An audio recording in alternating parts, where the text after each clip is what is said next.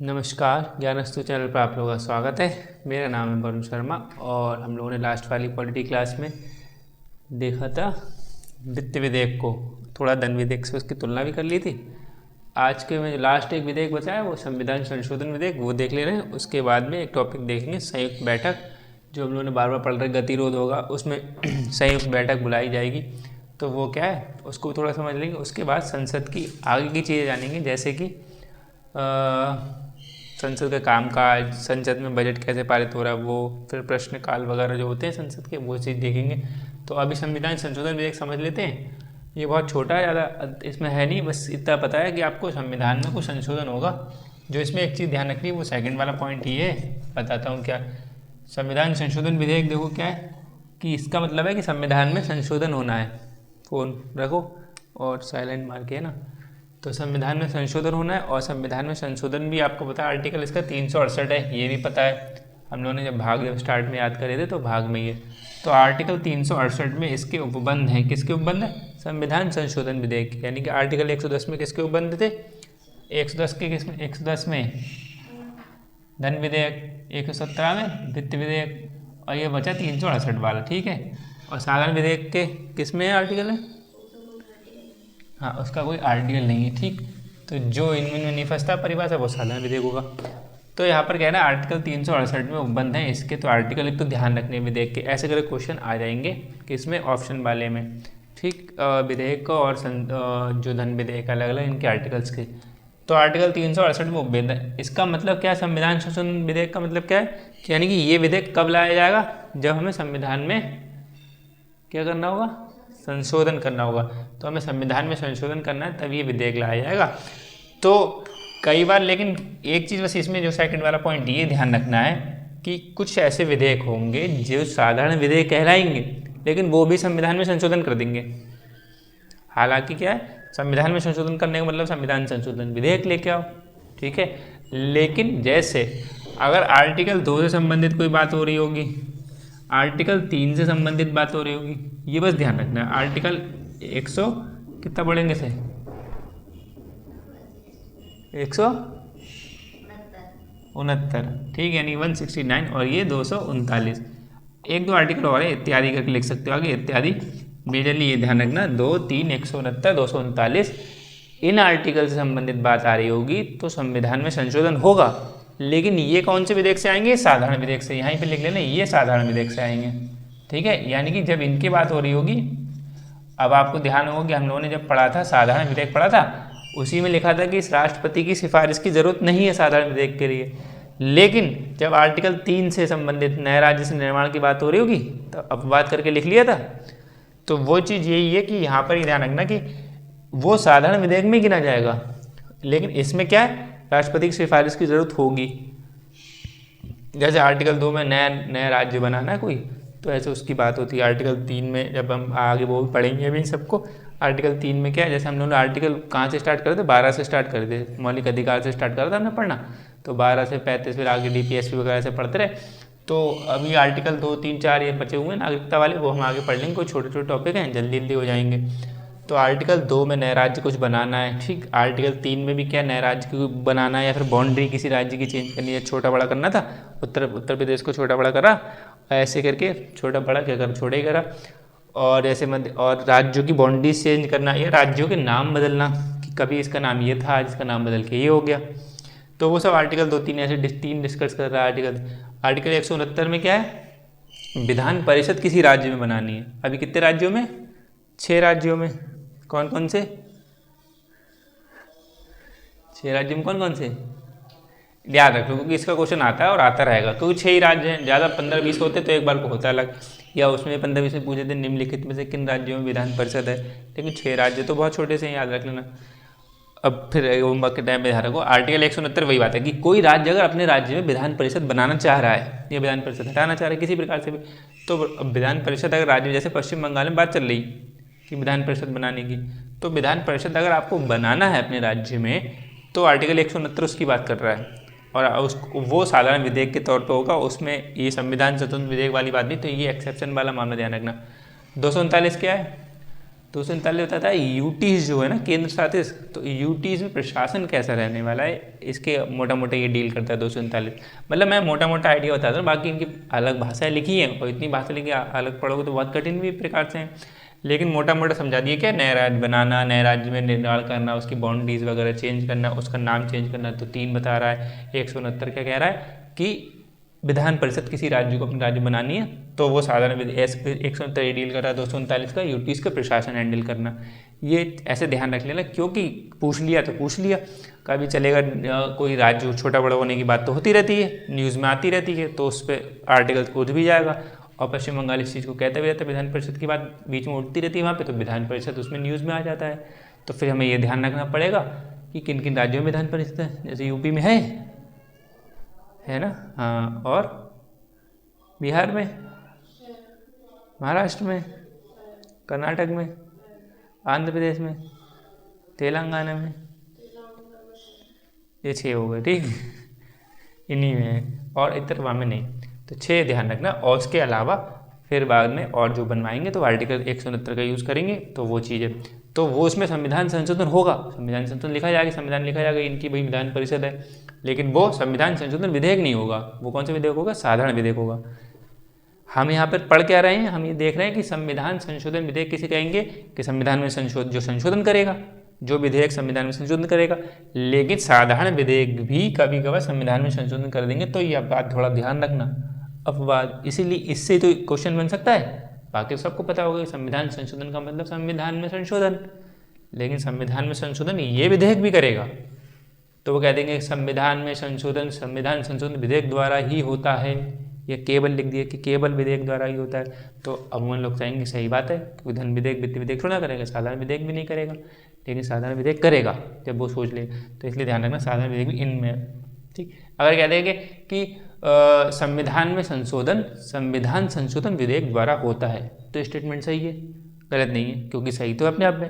और केवल लिख दिया कि केवल संविधान संशोधन विधेयक द्वारा ही होता है, तो फिर गलत हो जाएगा। या ऐसे लिख दिया कि संविधान में संशोधन साधारण विधेयक द्वारा हो जाता है, तो बात तो इसको भी मान ध्यान रखना कि साधारण विधेयक आएगा, अगर वो आर्टिकल 3 से संबंधित बात कर हो तो संविधान में संशोधन हो जाएगा, ठीक।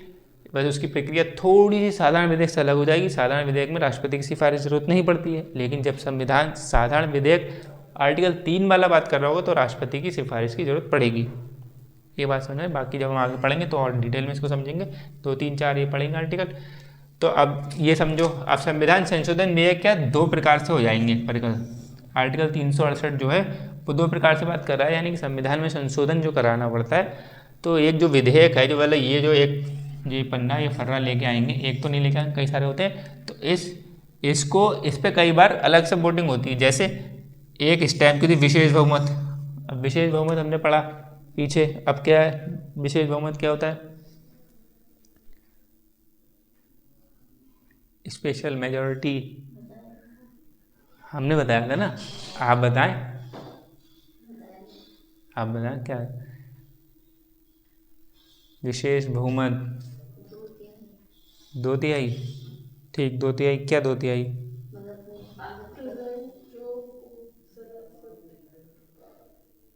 प्रेजेंट होता है।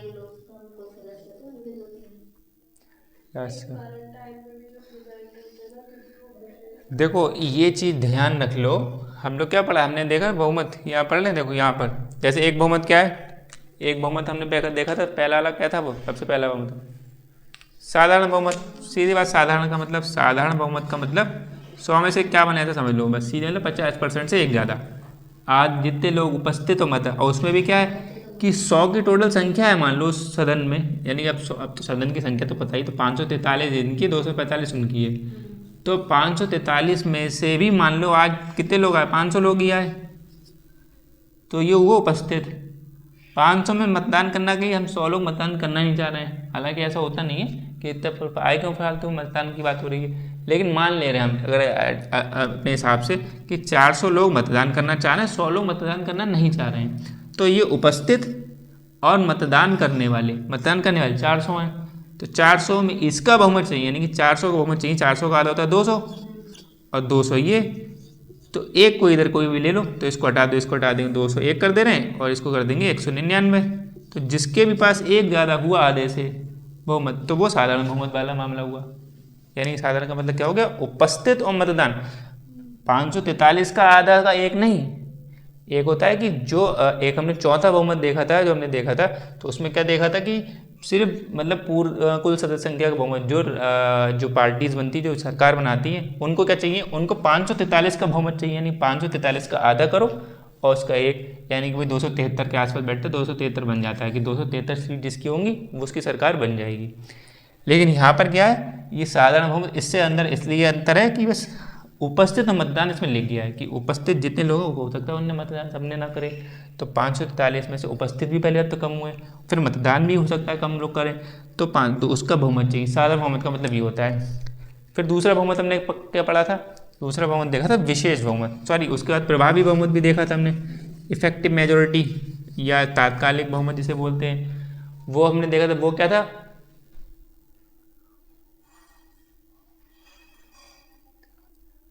चार ये बहुमत ध्यान, वो बहुमत था कि मतलब जो सदस्य संख्या है टोटल 543 में से जो रिक्तियां हैं उसको माइनस कर दो। यानी कि कोई सदस्य मतलब किसी की मृत्यु हो गई, किसी ने त्याग पत्र दे दिया, या फिर किसी का निर्वाचन रद्द हो गया, उस वजह से वो सदन में अब नहीं बैठ पा रहा। यानी 543 में से हमने मान लिया क्या कि 540 लोग बचे, 3 लोग किसी कारणवश नहीं है, एक की मृत्यु हो गई, एक ने अपने त्याग पत्र दे दिया, एक का निर्वाचन, ऐसा मान लिया, तो 540 ही बचे।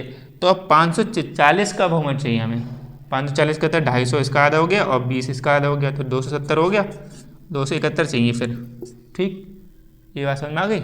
यानी कि ये हो गया। और ये कहाँ, अब यूज़ भी हमने देखा था कि साधारण बहुमत का यूज़ होगा, इसका यूज़ कहाँ का होगा, तत्कालीन बहुमत का 8 जगह पर।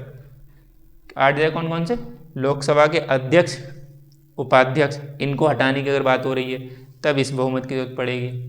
राज्यसभा के सभापति, उपसभापति हटाने के बाद फिर विधानसभा, विधान परिषद, इनके विधानसभा के अध्यक्ष, उपाध्यक्ष को हटाना है तो ये, और विधान परिषद के सभापति और उपसभापति को हटाना है तो ये 8 जो लोग, 8 पदाधिकारी हैं, तो इनको अगर इनके पद से हटाना है तो इस वाले बहुमत की जरूरत पड़ती है। बाकी और बहुमत की इस वाले बहुमत की ज़्यादा जरूरत नहीं पड़ती है। तो हटाने की इतनी बात होती है, तो इसलिए ये बहुत कम बार यूज़ होता है, क्योंकि हटाया जाता है नहीं, इसके लिए वो अपना टेन्योर पूरा करके ही हटते हैं। तो ये समझ में आया। फिर तीसरा बहुमत हमने देखा था विशेष बहुमत। तीसरा विशेष बहुमत ये कहता है कि विशेष बहुमत का मतलब मोटा मोटा होता है 2/3 बहुमत, 2/3। लेकिन 2/3 बहुमत होता तो है, लेकिन वो अलग अलग प्रकार से होता है। विशेष बहुमत प्रकार 1, विशेष बहुमत प्रकार 2, विशेष बहुमत प्रकार 3। 2/3 बहुमत किसका, कि उपस्थित और मतदान करने वालों का, कि यानी 500 लोग उपस्थित हुए हैं और उसमें मतदान कर रहे हैं 400 लोग, उसका 2/3 ले लो। ठीक है, ये हुआ पहले प्रकार का हमने देखा था, यानी कि उपस्थित। दूसरे प्रकार का क्या कह रहा था कि उपस्थित और मतदान करने वालों का तो 2/3 हो ही हुई बहुमत, लेकिन वो कुल सदस्य संख्या से आधे से कम ना हो। ये देखा था, ये वर्ड ध्यान रखना। ये पहला वाला हमने देखा था, इसका यूज अलग होता है कि नए, वो जब राज्य चाहे कि राज्य कहेगा कि किसी कानून बनाना है तो वो राज्यों की सूची में जो कानून है उस पर राज्य बनाता है, लेकिन राज्य चाह रहा है कि हमारी सूची में जो है कानून वो संसद बनाए, तो उसका यूज यहाँ पे होता है। तो इसका यूज थोड़ा कम जगह होता है। 2/3 जो दूसरे प्रकार का हमने पढ़ा था बहुमत, उपस्थित और मतदान करने वालों का बहुमत 2/3 बहुमत चाहिए, लेकिन वो कुल सदस्य संख्या के आधे से कम ना हो। यानी कि कुल सदस्य संख्या का बहुमत 543 का बहुमत, मतलब सब किताबों में कैसे लिखा मिलेगा, ऐसे लिखा मिलेगा कि विशेष बहुमत क्या होता है, पहली लाइन में लिखेंगे कि कुल सदस्य संख्या का मतलब आधे बहुमत, कुल सदस्य संख्या का बहुमत, यानी कि 543 का बहुमत। तो 543/2 + 1 वाला मामला। एक लाइन ये भी, दूसरी लाइन में लिख देंगे कि वो 2/3 उपस्थित और मतदान करने वालों को 2/3 हो। ठीक, तो हमने उसको भाषा में क्या बदल दिया कि कुल सदस्य संख्या के आधे से कम ना हो। ठीक है, आधे के बराबर। तो ये चीज़ ध्यान रखना, हमने वहाँ पे विशेष बहुमत वाली क्लास देख लो, या फिर वो जहाँ पन्ने में लिखा हो तो वो पीछे समझ लो, वहाँ पे हमने अच्छे से डिस्कस करा था, क्योंकि फिर से बहुमत वाली क्लास नहीं बन जाएगी, वरना ये बार बार ये चारों बहुमत ऐसे पढ़ेंगे। तो ये वाले बहुमत की बात हो रही है, जो विशेष बहुमत की यहाँ पे बात हो रही है संविधान संशोधन विधेयक में, वही सेकंड वाले बात की हो रही है। और इसका यूज़ कहाँ कहाँ था, इसका यूज़ तो एक कहाँ, एक तो इसमें ही यूज़ है संविधान संशोधन में, दूसरा बड़े बड़े जो पदाधिकारी हैं उनको हटाने के लिए, सुप्रीम कोर्ट के जज को हटाने के लिए, ऐसे उनको इसमें ऐसा बहुमत चाहिए होगा, कैग को हटाने के लिए, तो हटाना, उनको हटाना, तो उनको पद से हटाना, तो 8 वो वाले अलग है, लेकिन कैग को हटाना तो इस वाले बहुमत की जरूरत पड़ेगी। फिर तीसरा वाला 2/3 देखा था, वो कुल सदस्य संख्या का 2/3। ये क्या है, 543 में से 500 लोग आए हैं, उपस्थित और मतदान करने वालों का 2/3 है। और ये वाला क्या है कि कुल जो 543 है ना, उसका 2/3, यानी उपस्थित मतदान से मतलब नहीं है। समझ में आया तीसरा वाला। और तीसरा वाला कहाँ यूज था, राष्ट्रपति के महाभियोग वाले में। राष्ट्रपति को अगर हटाना है तो ये तीसरा वाला यूज करोगे। और ये तीसरा वाला आर्टिकल कौन सा था, आर्टिकल भी ध्यान रखो, क्योंकि इकलौते इसमें एक ही वही है, राष्ट्रपति को हटाने के लिए वाला बहुमत यूज करोगे। और उनका आर्टिकल था, याद रख लो, बात करी थी, हाँ 61, ठीक है, आर्टिकल 61। ध्यान रखो ये चीज़, क्योंकि इन्हीं से तो क्वेश्चन बनेंगे। और कहाँ से बन जाएंगे, जहाँ पे एक आध चीज़ लिखी, जहाँ 10-10, 15-15, 100-100 चीज़ें लिखी, तो वहाँ से ढूंढेंगे तो फिर कौन वहाँ तक पड़ेगा। जहाँ एक एक दो चीज़ होंगी तो वहाँ से क्वेश्चन जल्दी बन सकते हैं। तो अभी हम क्या बात है, ये वाला हटा दे रहे हैं, ये वाले बहुमत की बात नहीं हो रही, विशेष बहुमत, और ये वाले बहुमत की बात नहीं हो रही है, यहाँ पर बात हो रही है इस वाले की। इसका मतलब उपस्थित और मतदान का 2/3 बहुमत जो कुल सदस्य संख्या के आधे से कम ना हो, ठीक, यानी कि तो ये विशेष बहुमत चाहिए। तो कुछ भी एक ये बल बने, ये जो विधेयक आया, ये जो विधेयक लेके आए संविधान संशोधन विधेयक, ये कई बार या तो ये इस कैटेगरी का होगा कि इसको पारित कराने के लिए आपको ये बहुमत चाहिए, या ये इस कैटेगरी का होगा कि आपको विशेष बहुमत तो चाहिए। ये प्लस में जो लिखा है प्लस, ये प्लस में आपको क्या चाहिए संग में, ये दिख रहा है, ये विशेष बहुमत चाहिए। प्लस में आपको चाहिए आधे राज्यों के विधानमंडलों का अनुसमर्थन, यानी कि रेटिफिकेशन, ठीक, रेटिफिकेशन मतलब तो वो भी हाँ करते कि ठीक है, उनसे पूछो जाके, तो रेटिफाई करना उनको भी, ठीक, अनुसमर्थन का मतलब। तो मतलब ऐसा नहीं कि बहुत लंबी चौड़ी प्रक्रिया उनकी यहाँ भी होगी पारित करने की, बस समर्थन दे दें कि हाँ ठीक है हम आपके साथ है, ऐसा वाला मामला होता है। तो ये चीज़, यानी कि कुछ इसमें जो विधेयक है, कई बार ऐसा हो जाता है कि जैसे कुछ मामले ऐसे होंगे, और ये 368 में ही बताएंगे, 368 में ऐसे बहुत सारे मामले लिखे हैं, जैसे 368 है, कहाँ यही जगह ले लें, तो ये वाली 368 होगा। तो 368 में बहुत सारी बात लिखी है, आर्टिकल 368 में एक उपबंध लिखा है, दूसरा, तीसरा, चौथा, पाँचवा, छठा। हो सकता है कि ये वाला जो उपबंध है, अगर दूसरा वाला, ये वाला उपबंध अगर आप लेके आए तो आपको ऐसे पारित कराने के लिए आपको ये चीज़ चाहिए, ये बहुमत चाहिए।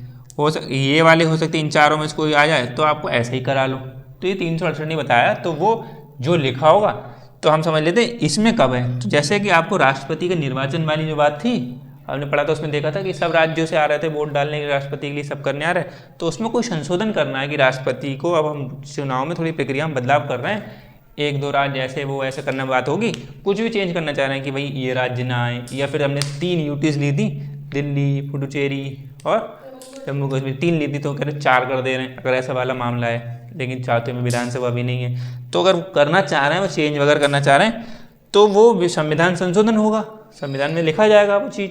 तो संविधान में संशोधन होगा तो उसे ये प्रक्रिया से गुजरना पड़ेगा, यानी कि विशेष बहुमत तो चाहिए। फिर आधे राज्य भी उस पर सहमत हो, आधे राज्य मतलब 28 में से आधे कितने, 14, वो राज्य समर्थित हो कि भाई हाँ आप करना चाह रहे हो, तो हम इसका समर्थन दे रहे हैं कि आप चौथी भी यूटी डाल सकते हो। अगर आधे राज्यों में मना कर दिया, विशेष बहुमत तो आप लिया है, 2/3 का मतलब वही वाला, उपस्थित और मतदान और आधे से कम ना हो, वो तो ले आए, लेकिन आधे राज्यों में से मना कर दिए, 10 ही राज्य हुए, 14 नहीं हो पाए राज्य, तो ये नहीं हो पाएगा, वो वाला यूटी नहीं डल पाएगी। जैसे दूसरा प्रावधान क्या है, संघ और राज्य के बीच में, यानी कि केंद्र सरकार और राज्य सरकार के बीच में शक्तियाँ बटी हुई हैं कि केंद्र सरकार का काम ये है, हमने सूची बात करी थी कि इन विषयों पे केंद्र कानून बनाएगी, इन विषयों पे राज्य कानून बनाएंगे।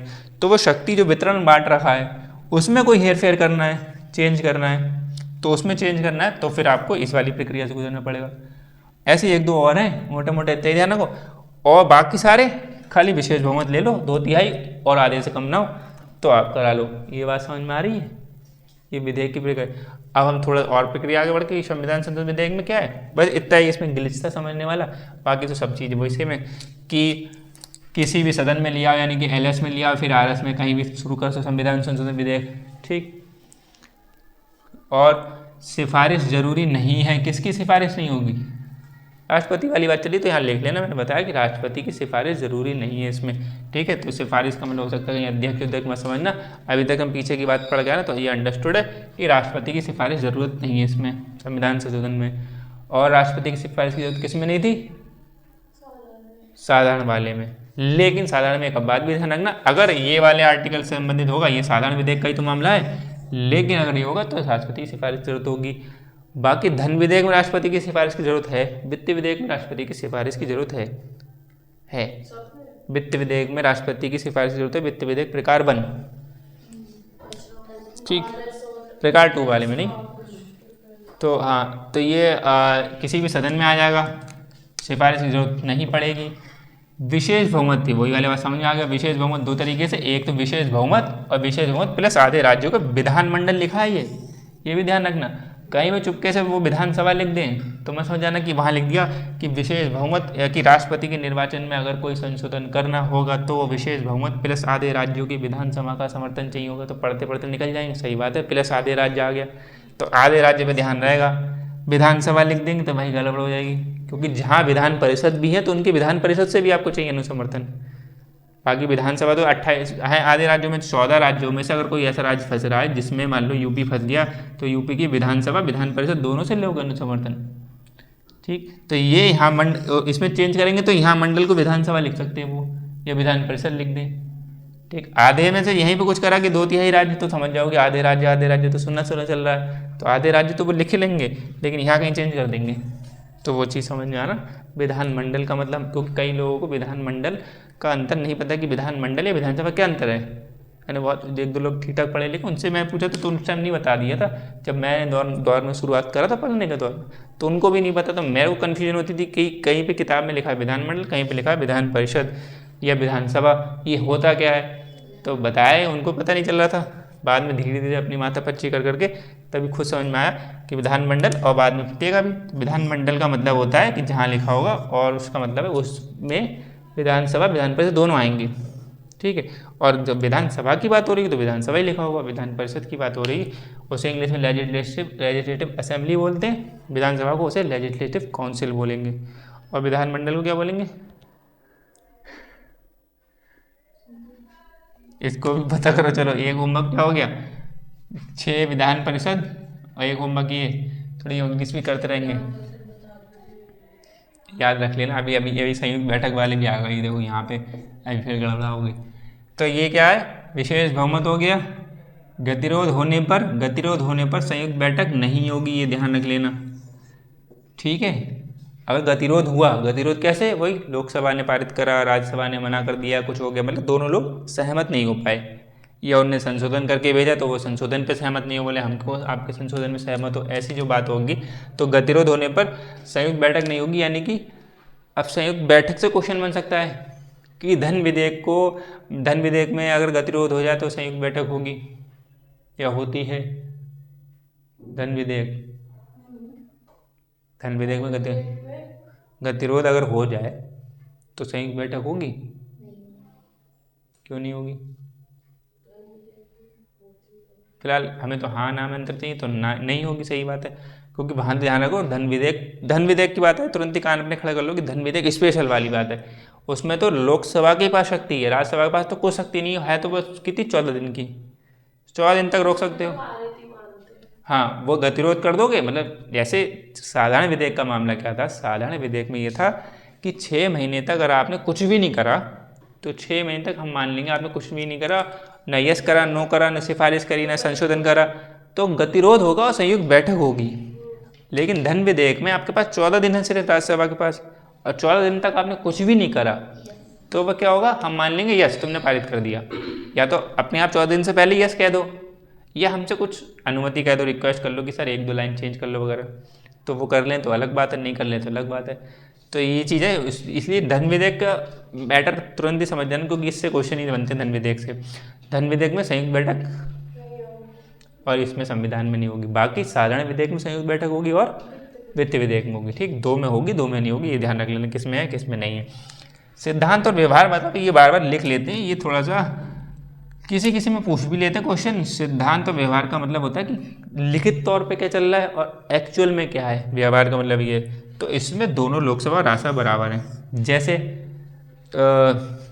वो है धन विधेयक जो हमने पढ़ा, धन विधेयक में क्या है, उसमें सिद्धांतता और लोकसभा, सिद्धांतता भी लोकसभा पावरफुल है, धन विधेयक में लिखा ही है कि भाई राज्यसभा के पास 14 दिन की शक्ति है, और और जब अब व्यवहार में देखते हैं तो भी राज्यसभा के पास कोई शक्ति नहीं है, ठीक है। लेकिन साधारण विधेयक में जहाँ लिखा है कि सिद्धांततः लोकसभा में और राज्यसभा बराबर है दोनों, क्योंकि लोकसभा भी गतिरोध कर सकती है साधारण विधेयक के लिए कि अगर राज्यसभा से शुरू होगा तो लोकसभा मना कर देगी तो गतिरोध हो गया, या लोकसभा से शुरू होगा तो राज्यसभा मना कर देगी तो गतिरोध हो गया। तो साधारण विधेयक में तो गतिरोध कोई भी कर सकता है, लोकसभा भी राज्यसभा भी, तो दोनों की शक्ति एक तरह से बराबर लिखा हुआ है। लेकिन व्यवहारता जब हम थोड़ा सा देखते हैं तो लोकसभा भारी पड़ जाती है हल्का से, क्योंकि 543 है उसमें और इनकी सदस्य संख्या ज़्यादा है, लेकिन तब भी टक्कर तो राज्यसभा दे सकती है कुछ प्रकार से। धन विधेयक के मामले में कतई ऐसा नहीं है, और इस वाले मामले में देखो क्या है, सिद्धांतता और व्यवहारता दोनों, क्योंकि संयुक्त बैठक होगी नहीं। संयुक्त बैठक होती है गतिरोध करवाने का मतलब क्या होता है, उन लोगों गतिरोध करवाएंगे, गतिरोध करवा लो, संयुक्त बैठक मिलके बैठेंगे, वोटिंग होगी तो हम जीत जाएंगे, एक हिसाब से लोकसभा को ये लगता था। लेकिन इसमें संयुक्त बैठक का मामला हटा दिया, अब गतिरोध कर लो, गतिरोध हो जाएगा तो विधेयक ही सीधे रद्द हो जाएगा, संयुक्त बैठक नहीं होगी, अब वो फिर नए सिरे से चालू करो। तो संविधान में संशोधन करना है तो इसमें गतिरोध अगर हो गया तो संयुक्त बैठक नहीं होगी और बिल हो जाएगा रद्द। इसके चाहे आगे लिख लेना कि संयुक्त बैठक नहीं होगी और बिल रद्द हो जाएगा। तो रद्द हो जाएगा मतलब बिल्कुल खत्म, अब नए सिरे से दूसरा चालू करो अगर लाना है फिर से, ये नहीं कि अरे नहीं अब थोड़ा आगे बढ़ा लो प्रक्रिया जहाँ तक हो गई। तो 5 चरण में जहाँ तक वो बात हो गई होगी वो हो गई होगी, ये बात समझ में आ गई इतनी। सिद्धांतता यानी कि अब अगर लोकसभा, अब इसमें लिखा ना लोकसभा में भी शुरू कर सकते हैं और राज्यसभा में भी शुरू कर सकते हैं, तो अगर लोकसभा में शुरू हुआ संविधान संशोधन विधेयक और गतिरोध कर दिया राज्यसभा ने तो विधेयक रद्द, और अगर राज्यसभा से शुरू हुआ और लोकसभा ने गतिरोध कर दिया तो विधेयक रद्द, यानी कि दोनों बराबर हो गए एक तरीके से कि लोकसभा में शुरू होगा तो राज्यसभा भी रोक सकती है और राज्यसभा से अगर शुरू हुआ तो लोकसभा भी रोक सकती है। तो दोनों लोग सिद्धांत भी बराबर है, सिद्धांतता भी बराबर है लिखित तौर पे भी, और व्यवहार में असल में भी देखने को मिलना बराबर है। तो इसलिए लोकसभा और राज्यसभा की शक्ति यहाँ पे बराबर आ रही है।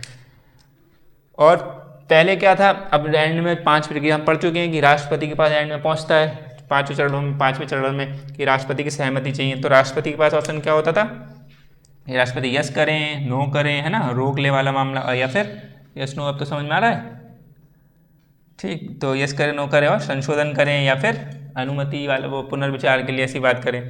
तो यहाँ पर इसमें था, लेकिन फिर धन विधेयक वाले में हम धन विधेयक में क्या हो गया था, ये चीज़ घट के ये साधारण विधेयक के लिए था। धन विधेयक के लिए राष्ट्रपति के पास क्या विकल्प हैं, धन विधेयक 5वें चरण में पूरे करेगा, 5वें चरण में जब राष्ट्रपति के पास पहुँचेगा तो धन विधेयक के मामले में राष्ट्रपति के पास क्या है विकल्प, गलत बात है। धन विधेयक में राष्ट्रपति के पास राष्ट्रपति या तो यस करें या नो करें, बस 2 ही ऑप्शन है, पुनर्विचार के लिए नहीं भेज सकते। हाँ ठीक है, ये चीज़ है। तो अब यहाँ पर नो हमने बात करी थी, अब वो लेक्चर थोड़ा देख लेना इस नो वाले मुद्दे पे कि इसमें नो क्यों लिख दिया, कि जब धन विधेयक केवल और केवल मंत्री लिख सकते, केवल और केवल मंत्री ही लाता है, राष्ट्रपति की सिफारिश से ला रहा है, तो राष्ट्रपति की सिफारिश, राष्ट्रपति पहले राजी थे कि हाँ ले आओ ये बिल, और मंत्री उन्हीं का ही मंत्रिपरिषद और राष्ट्रपति सब एक ही लोग हैं। तो राष्ट्रपति जब पहले राजी थे, सिफारिश से आया था ये बिल, और राष्ट्रपति की सिफारिश के लिए जब एंड में पहुंचा राष्ट्रपति के साइन के लिए, तो राष्ट्रपति यहाँ पे नो क्यों कर सकते हैं, ये ऑप्शन ही क्यों डाला। जब यहाँ से 4 से ऑप्शन से 2 बचाए तो खाली ऐसे ही लिखते। तो हमने कल इस पर बात कर ली थी कि इसमें नो क्यों डाला था, ठीक, वो एक बार देख लेना, समझ लेना। बस इतना मोटा मोटा बता दूं कि धन विधेयक मतलब थोड़ा सा खर्चे वाली बात है, आय और व्यय के मतलब गंभीर मामला कि पैसा निकालना, एक बार निकल गया मामला गलत हो। तो हमने समझा था कि 2 वजह से, एक वजह क्या था कि कभी कभार खुद ही मंत्री को लगे, मंत्रिपरिषद को लगे कि नहीं नहीं ये बिल तो गलत पारित हो रहा है, इस पर या रोक देते हैं, अभी यहाँ पे खर्चा नहीं कर रहे हैं, किसी और जगह खर्चा कर लेना। ज़्यादा उन्हें अहम बात समझ में आ गई कि उन्होंने रोड के लिए निकाला किसी वजह से पैसा, और मान लो रोड ही नहीं बढ़ रही है वहाँ पे, या कुछ है, या फिर और मुद्दा भी ज़्यादा हो गया, कोई बीमारी ऐसी आ गई जैसे कोरोना जैसे आ जाए, तो उसको रोकना है भैया हमें बिल को, वरना वो बिल तो पारित हो गया। राष्ट्रपति का यस ही लिखा होगा तो राष्ट्रपति बाध्य होगा साइन करने के लिए, तो वो इतना करोड़ों रुपये निकल जाएगा और वो उस काम के लिए निकल जाएगा। और ये बात ध्यान रखना, ये हम पीछे कब पढ़ चुके हैं, किसी में राष्ट्रपति के टाइम पे शायद पढ़ा था कि अगर रोड के लिए रुपया निकला है तो वो रोड ही पड़ेगा, ये हम पढ़ चुके थे ना, कि हमने ये नहीं कि अगर रोड के लिए निकला, चाहे भले ही आपने उसमें शिक्षा में किसी स्कूल की कोई हालत ख़राब थी, स्कूल की हालत सुधार दी, तो आपने कि अच्छा ही काम हुआ, सरकार का काम हुआ, लोग भलाई की काम हुआ। तो ऐसा नहीं है कि जिस काम के लिए पैसा निकला है वो पैसा 1-1 रुपया वहीं जाएगा, 1 रुपया भी इधर से उधर नहीं कर सकते आप कि अरे सरकार का काम तो हो रहा है भाई, यहाँ रोड नहीं तो चलो इस बार, और जिस रोड जहाँ पे रोड पड़नी वहीं पे अगर रोड का भी आया, पता चली इस गली की रोड पड़नी थी और उस गली की डाल दी, तो भी गलत है। तो इसलिए सरकार का इसलिए सरकार ने यहाँ पे नो का ऑप्शन रखा कि पता चला हमें पैसा निकालना है, तो अब पैसा निकल चुका है, अब वो पैसा वहीं ही खर्च होना है, अब वो पैसा इतना यूजलेस है। अब सरकार को मिलता है थोड़ा सा पैसा, वही खजाने में सरकारी बजट पढ़ेंगे, सरकार को 1 साल के लिए पैसा मिलता है कि 1 साल है तुम्हारे पास, इतना पैसा कितना मांग रहे हो, तो वो सरकार मांगती है शुरू में कि हमें सरकार को खजाने से इतना पैसा दो, हम अगली वाली क्लास में पढ़ेंगे बजट प्रक्रिया। तो सरकार कहेगी हमें पूरे साल भर का खर्चा चलाना है कि यहाँ रोड डालनी है, ये डालना है, या इतने इतने वेपन खरीदने हैं, या शिक्षा में ये करना है, वो करना है, या स्वास्थ्य में ये करना है, जो भी चीज़ें सरकार में सारी बताती है। तो उसमें कहती है इतना पैसा एक प्रकार से दो हमें, तो वो मांग लेती है, संचित निधि से निकाल के दे दिया जाता है पैसा उतना। अब सरकार साल भर का खर्चा चलाना सरकार को उसी से, अचानक से बीच में कोई चीज़ आ जाएगी तो दिक्कत पड़ जाएगी। तो ये चीज़ समझ में आ रहा है। इसीलिए पैसा जो बजट बनता है, बजट वो सब ठीक ठाक से बनता है, तो वो अनुमानित तौर पे तो उसी में पारित करवाना पड़ता है कि सरकार को इतना पैसा चाहिए तो बजट पारित करा लो, और सरकार को फिर पैसा उतना दे दिया जाता है। ये चीज़ समझ में आए। इसीलिए ये पैसा आपको बहुत सोच समझ के खर्च करना है, और किसी वजह से हमें लगता है वो खर्च नहीं कर रहे हैं और ये बिल रोक देते हैं, तो एंड में भी जब राष्ट्रपति के पास पहुंच रहा है साइन करने के, तो भी एंड में मंत्रिपरिषद के पास मौका हो, क्योंकि राष्ट्रपति यस और नो भी तो मंत्रिपरिषद की रजामंदी से ही करेगा।